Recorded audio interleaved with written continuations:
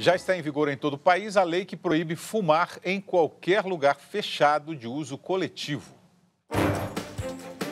A nova lei só não restringe o consumo de cigarro, charuto, cachimbo e narguilé em vias públicas, casas ou ao ar livre, como em calçadas de bares e restaurantes que tenham isolamento da área interna.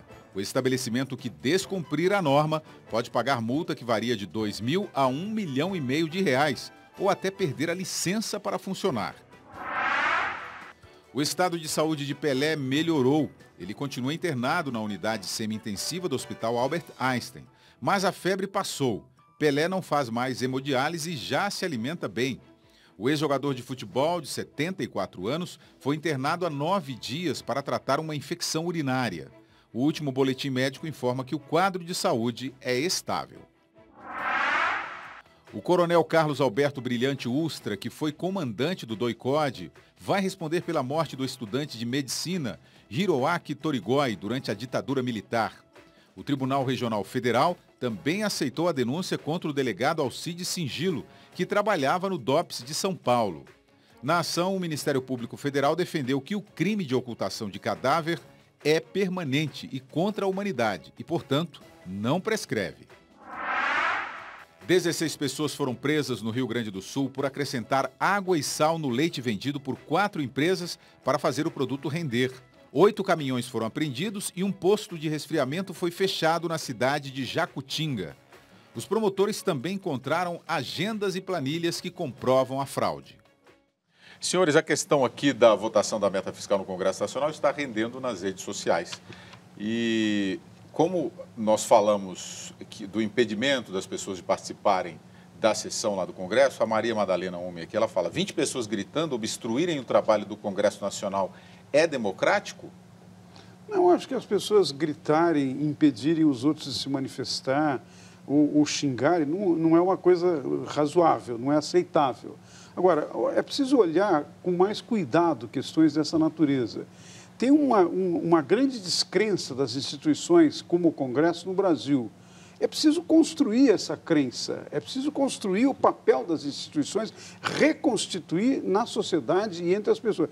Por isso, é importante dar espaço para que as pessoas acompanhem, verifiquem. Agora, eu acho que na pergunta dessa telespectadora, que tem uma preocupação correta, na minha opinião, é preciso olhar o outro lado da questão. O exemplo que vem de cima, no caso do governo, descumprimento da meta fiscal, leva as pessoas a acharem que elas podem fazer qualquer coisa. É ruim, não é bom quando líderes democráticos, governo democrático, passa a descumprir regras que foram criadas pelo próprio governo e estabelecidas no Congresso Nacional. Respeitar a opinião do Congresso Nacional é não impor decisões, não é? É não criar circunstâncias institucionais que levam os deputados a votarem a favor da coalizão em qualquer circunstância. Não é bom para a democracia isso. Concorda, moleque?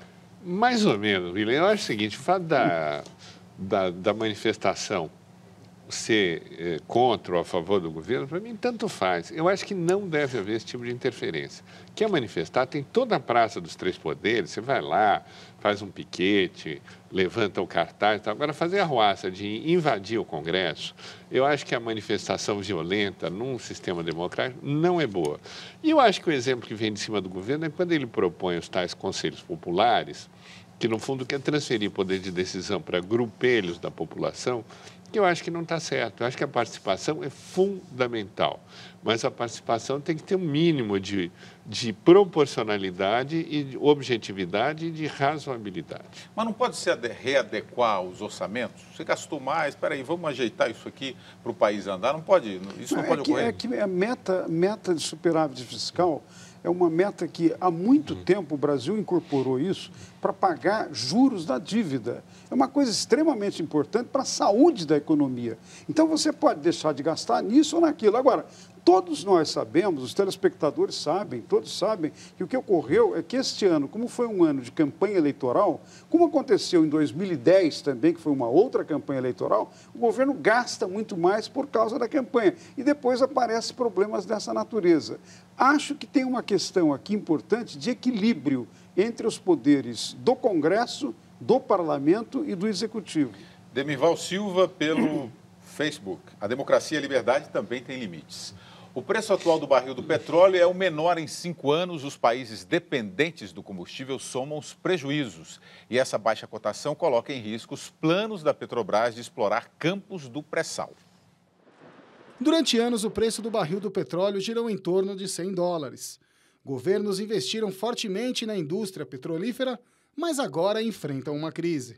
O preço do barril de petróleo tipo Brent, referência no mercado, que há um ano custava $106, hoje está cotado a cerca de $70. É a menor cotação dos últimos 5 anos. Desde junho, os preços do petróleo bruto já caíram mais de 35%. Integrantes da Organização dos Países Exportadores de Petróleo, a OPEP, tentaram cortar a produção para segurar o valor do barril. Mas os ministros da OPEP rejeitaram a proposta. Por isso, a tendência é de queda ainda maior. O preço pode chegar a $40 por barril. E vários países já sofrem as consequências. A Rússia, que convive com sanções ocidentais, vê seu crescimento ameaçado. O presidente Nicolás Maduro, da Venezuela, outro grande produtor, já anunciou um amplo programa de cortes de gastos públicos. No Brasil, a crise pode afetar investimentos futuros da Petrobras, principalmente o pré-sal, cujo custo de extração é de $40 a $45 por barril. A estatal pretende gastar $220 bilhões entre 2014 e 2018. Para isso, trabalhava com preço médio do barril de $105 neste ano, caindo para $100 em 2017 e $95 em 2018.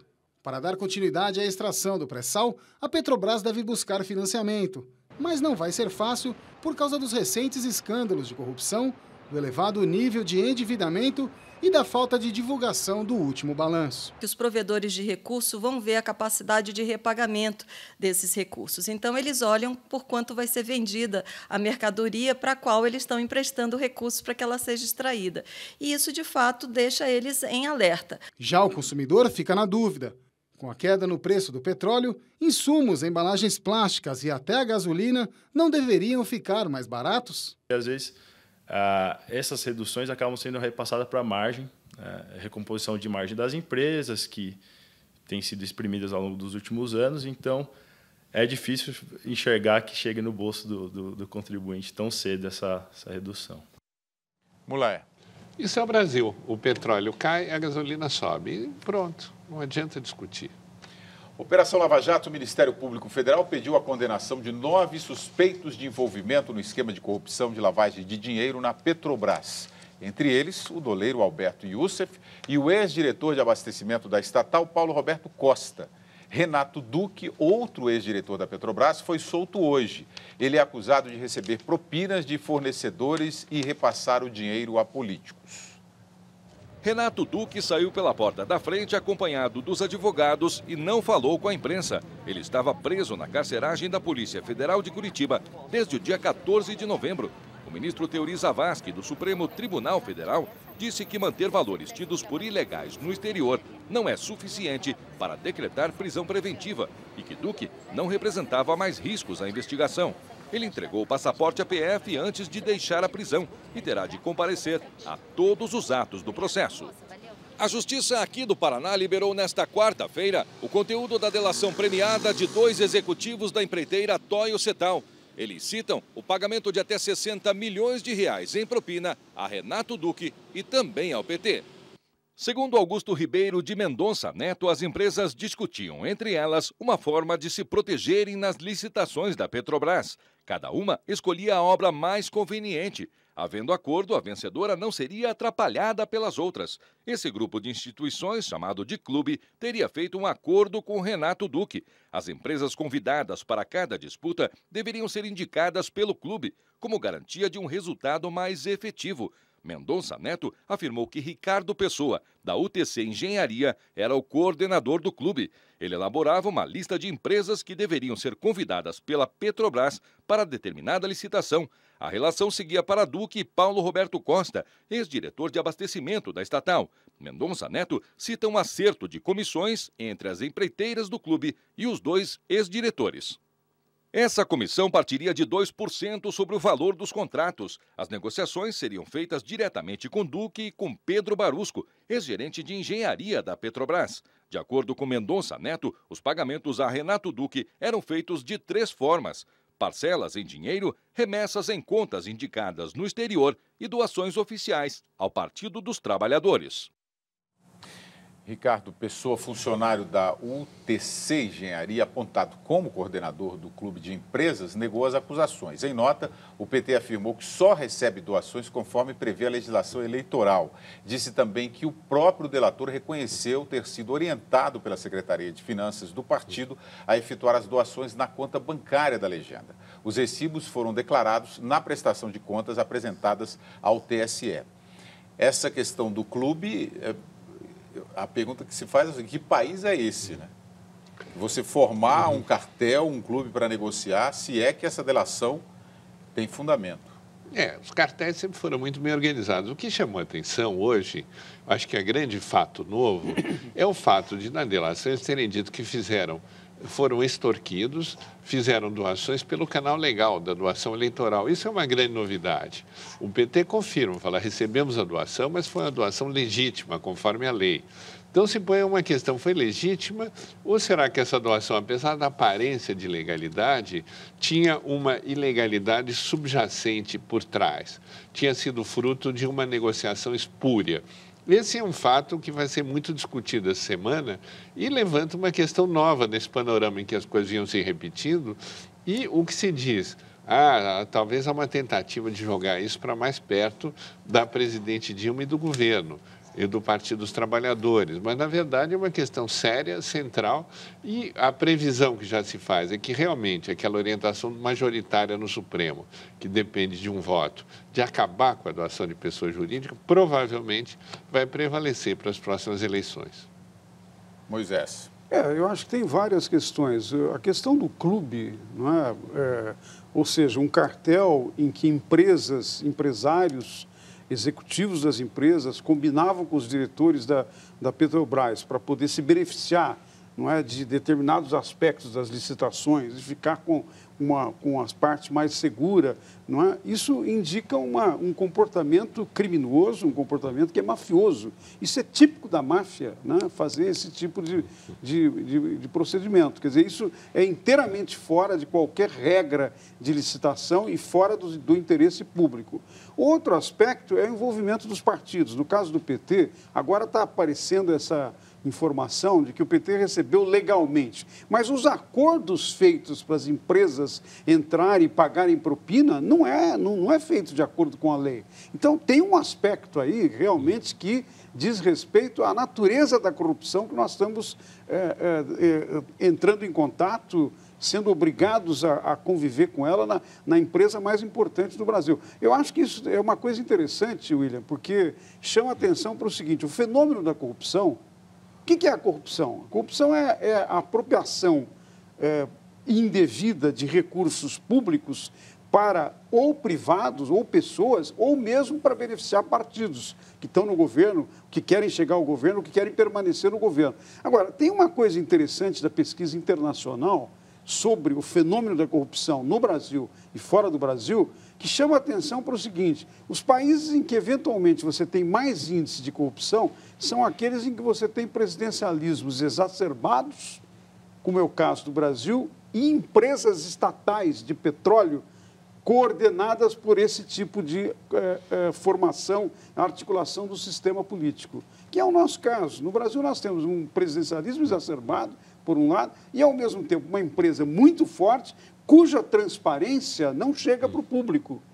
Todas as decisões que nós estamos vendo, em vários momentos nos depoimentos dados no Congresso Nacional por dois ex-diretores, o Paulo Roberto Costa e o outro colega dele, foram na direção de chamar a atenção que a responsabilidade de alguns dos fatos mais importantes foi do Conselho de Administração da empresa. Então, você veja que tem aqui um laço, uma interligação, não é, entre atos criminosos que contrariam o interesse público e o modo como isso está sendo administrado por uma parte do governo, por um partido que faz parte do governo.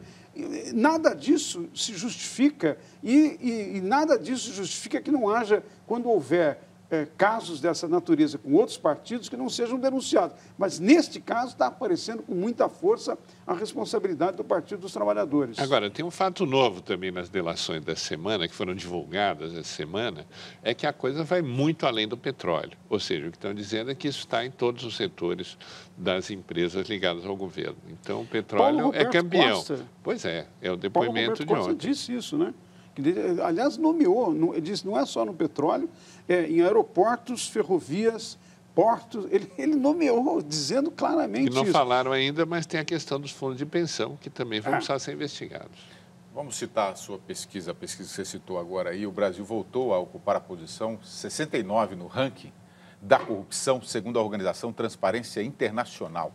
O país melhorou 3 posições e voltou ao mesmo patamar de 2012. A Dinamarca e a Nova Zelândia foram considerados os países menos corruptos entre os 175 países pesquisados. A Coreia do Norte e a Somália aparecem na outra ponta como os mais corruptos. Um detalhe importante, esse balanço foi fechado antes do estouro do escândalo da Petrobras.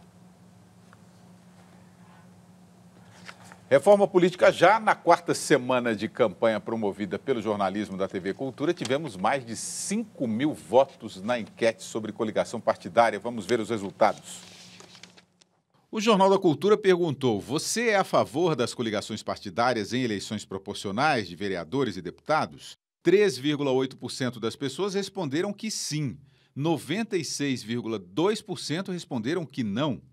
Outra pergunta da enquete foi: você é a favor das federações partidárias por tempo determinado? Nesse sistema, os partidos com maior afinidade ideológica podem se unir por tempo determinado. 14,4% responderam que sim, enquanto 85,6% disseram que não. E no site cmais.com.br/jornalismo, cmais.com.br/jornalismo, você já pode dar sua opinião sobre um novo tema. Você acha que o Brasil deveria adotar o voto facultativo ou continuar com o voto obrigatório? Nos 2 turnos das eleições presidenciais deste ano, os votos brancos, nulos e as abstenções representaram juntos quase 30% do número de eleitores. O resultado trouxe à tona uma discussão. O voto deveria ser facultativo no Brasil? O tema é um dos assuntos da reforma política em debate no Congresso Nacional. Se o voto fosse facultativo, a quantidade de pessoas que iriam comparecer ao pleito para votar seria diminuto. Quando é obrigatório, eu acredito que as pessoas estão indo só por votar, sabe? Quando é facultativo, você está indo porque você está preocupado em exercer a sua cidadania. O voto no Brasil sempre foi obrigatório. Até mesmo na época do Império, quem se enquadrava nas regras de eleições era obrigado a votar. Hoje ele é facultativo para analfabetos, pessoas com mais de 70 anos e 16 e 17 anos. Quem não comparece às urnas precisa justificar a ausência ou fica sujeito a multa de R$ 3,50 por turno. Além disso, o eleitor fica impedido de tirar alguns documentos, como o passaporte. O voto facultativo tem avançado no mundo. De acordo com o Instituto Internacional para a Democracia e Assistência Eleitoral, hoje o voto é opcional em mais de 80% dos países. Você não obrigar faz com que você tenha uma qualidade melhor no exercício, né, das escolhas dos parlamentares ou do Poder Executivo, se assim for a eleição. A América Latina concentra um maior número de países onde o voto é obrigatório. O Chile adotou o sistema facultativo há 3 anos. E na primeira eleição presidencial, com um novo modelo, a abstenção chegou a 60%. As faltas foram maiores entre os chilenos de baixa renda. Muitos eleitores desistiram de ir às urnas simplesmente porque não tinham dinheiro para chegar ao local de votação. Este jurista defende o voto obrigatório no Brasil. No voto facultativo, o candidato tem 2 missões. Primeiro, conquistar o eleitor e fazer com que os eleitores compareçam às urnas. Não é? Então, uma grande parcela da população não iria comparecer às urnas. Então, o próprio comparecimento já podia ser negociado por uma parcela da população que tem tendência ao clientelismo. E você também pode dar a sua opinião sobre o assunto. Entre no site CMais e participe da nossa 5ª enquete sobre reforma política. Qual é o sistema de voto ideal para o país? o obrigatório ou o facultativo? E aí, Moisés, vamos começar por você. Esse é o momento de discutir essa questão. O Roberto Miranda está dizendo aqui, pelo Twitter: acredito que o voto facultativo daria mais qualidade na escolha dos candidatos. Eu acho que o momento para discutir, sim, é o momento, né? Inclusive porque tem propostas no Congresso Nacional, nós não podemos evitar isso. Agora, eu acho que o Brasil vai acabar chegando, dentro de algum tempo, que eu não sei estimar quanto será, não é, ao voto facultativo. Provavelmente vai repetir situações de outros países, como no caso dos Estados Unidos, em que isso que o jurista que foi entrevistado chamou a atenção é verdade. Os candidatos têm que convencer o eleitor a votarem neles e também irem às urnas votar. Eu acho que isso faz parte da democracia. Agora, nós não estamos ainda nesse estágio. Eu acho que o Brasil não é uma democracia relativamente jovem, é uma democracia ainda em processo de consolidar uma série de aspectos, embora nós tenhamos avançado muito, não é? Mas tem uma série de coisas para se consolidar e, num certo sentido, a ideia do voto obrigatório, como ele é hoje, é de você ir progressivamente incorporando segmentos da população, fazê-las compreender esses segmentos da importância da sua participação e, na medida em que esse amadurecimento ocorra, nós podemos, então, adotar o voto facultativo. Ou seja, a minha posição é que não é ainda o momento, embora a médio e longo prazo eu sou a favor do voto facultativo. O Ângelo Alves aqui concorda com você. Ele falou também que a nossa democracia é muito nova. Mulaer. Eu também concordo. Dessa vez não vai ter divergência grave. Mas é o seguinte, William, é chato ir votar. Sabe, as pessoas se aborrecem, reclamam, perdem o fim de semana. Por quê? Porque é uma descrença na política. Então, nós temos que caminhar para uma construção de democracia em que haja realmente um apego à manifestação. Muita gente sabe que votar é importante. Eu vejo pessoas de mais de 80, 90 anos que fazem questão de votar, mesmo sendo facultativo para eles. Agora, tem uma opção de gente que não está nem aí no dia da eleição. E eu acho que, por enquanto, essa obrigatoriedade vai acabar ajudando a construir uma cidadania voltada para a democracia brasileira. Vamos lá, então, cmais.com.br/jornalismo. Mostra aí de novo, mais uma vez. O nosso site está lá, a enquete. Eu gostaria de saber a opinião de você que nos acompanha todos os dias aqui no Jornal da Cultura. Você é favorável ao voto obrigatório, como está aí hoje, ou ao voto facultativo? Vote e nós vamos com essa enquete até a semana que vem, até a próxima quarta-feira. Veja depois do intervalo, os chips monitoram todos os passos do funcionário na empresa e um helicóptero explode durante a operação de resgate no Chile.